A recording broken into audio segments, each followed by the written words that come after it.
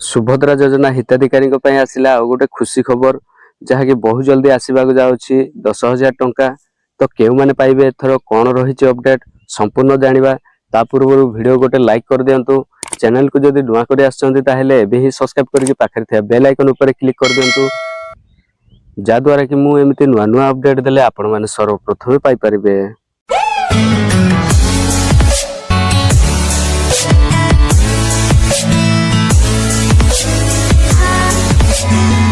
तो जमीती कि दर्शक बंधु आपण मैंने जानते नुआ वर्ष रे आसवाक जाऊँगी सुभद्रा योजनार 10,000 टंका। तो क्यों मैंने 10,000 टंका पाइबे देखंतु जो माने कि नुआ करे अप्लाई करथिले 2025 मसीह नवेम्बर मासरे तो से माने 10,000 टंका पाइबे जदि से माने एलिजिबल अछंती।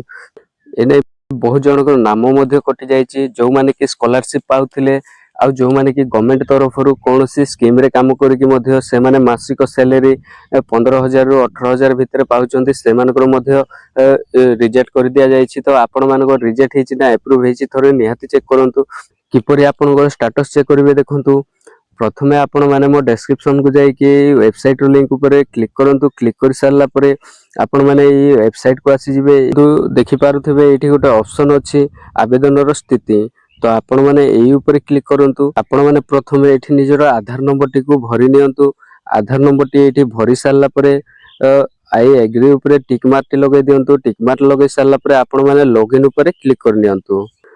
तापर देखंतु आपनकर आधार रजिस्टर मोबाइल नंबर गोटे ओटीपी आसीबो सेही ओटीपी टी को आपण माने ए बॉक्स मध्ये रे फिल अप कर दियंतु। फिल अप कर सारला परे ओटीपी सहित जांच करंतु लेखा हिची। तो आपण माने एही ऊपर क्लिक कर दियंतु। एही ऊपर क्लिक कर सारला परे देखंतु एई भली भाबरे आपनकर एप्लीकेशन स्टेटस टी शो होई जिवो। तो प्रथमे एठी आपनकर नेम टी शो करथिबो। आपण माने तळको स्क्रॉल डाउन करंतु आपनकर आधार रो 4 डिजिट टी एठी शो करथिबो। आपनकर जो एप्लीकेशन नंबर रहिछि से एप्लीकेशन नंबर मध्ये आपनको एठारे देखिबा को मिलुथिबो। आपनकर ई केवाईसी स्थिति जगह रे जदी सब जाक कंप्लीट थिबो देखंतु ए स्थिति जगह रे जदी आपनकर अप्रूव्ड हेकि अछि ताहेले आपनकर अकाउंट को 10,000 टका निहाती भाबरे आसी जिवो। आपण माने निश्चिंत रहंतु जनवरी मास प्रथम सप्ताह रे आपनकर अकाउंट को पैसाटी आसीबो। आ जो माने कि मते कमेंट करूथिले सर आमर प्रथम आ द्वितीय किस्ती रे टंका आसीछि किंतु तृतीय किस्ती टंका आसीनी आमे कोन करिवो।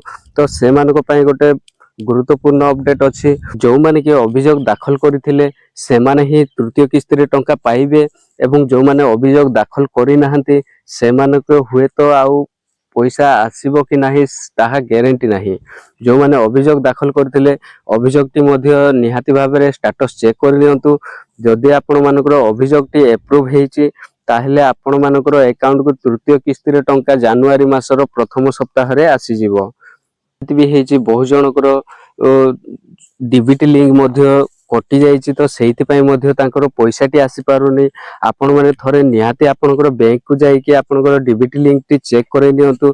जदि आपण माने बैंक को जाई पारु नांती समय अभाव रो ताहेले आपण माने डिस्क्रिप्शन रे लिंक दे देछि से वीडियो को देखि नियंतु एवं घरे बसी कि आपनकर डीबीटी लिंक टी चेक करे नियंतु।